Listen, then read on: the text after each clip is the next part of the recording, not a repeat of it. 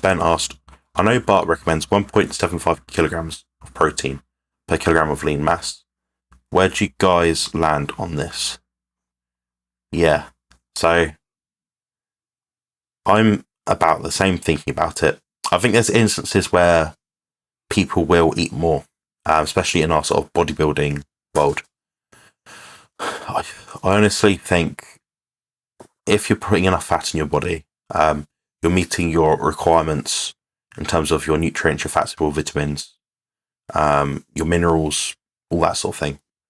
You're not drinking too much. You're not salting your food too heavily. All your hunger cues are on point. You're sort of doing it your body asks of you. I think somewhere around 1.75 kilos per kilogram, grams per kilogram of. I use fat-free mass personally, but fat-free mass or lean mass is a good measure, I think. So for me, a point of reference, I'm about 109 kilos right now. My fat-free mass measured on a digital scale with bioimpedance tools is something like 90 kilograms. So if you do the measurement there, 90 times 1.75, I can't remember for the life of me. I think it's something like 192 grams, something like that.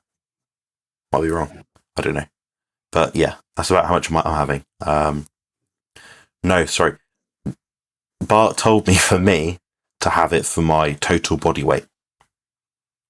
So he said I'd err on the side of putting more on for yourself because you're not over fat and you have a lot of muscle mass, so you're putting in the same as your body weight. So 109 times 1.75 grams would be 192 grams of protein.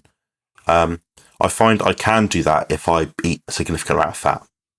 My body will let me eat that much fat if I scale up to it gradually. Currently, right now, I'm eating somewhere like 200 to 250 grams of protein a day.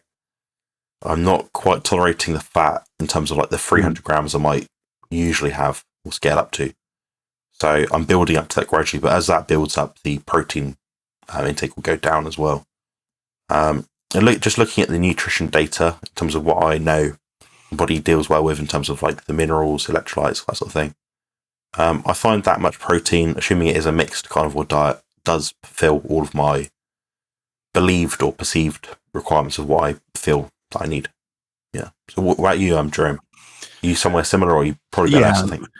I'm pretty close, and I would say that whatever the recommendation is, that's a starting point, and that will change depending on how your body responds and how you feel. But the number I normally use kind of depends on the person. So just kind of an average person, I usually say 1 pound per gram of fat-free mass. So it's right around the same ballpark, maybe a little bit higher.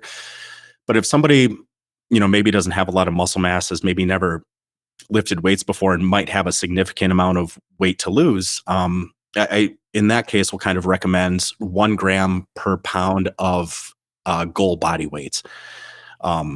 Because somebody might have a lean body mass or fat-free mass that's relatively low, but have a total weight that's really, really high, in which case they probably need more than 1 gram per pound of lean body mass. That might put somebody at like 80 to 100 grams a day, and they could probably use a little bit more.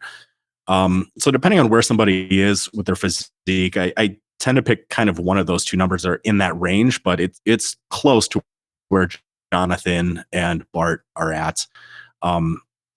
Similarly with Jonathan and people that are in excellent shape, I would lean closer towards 1 gram per pound of desired body weight.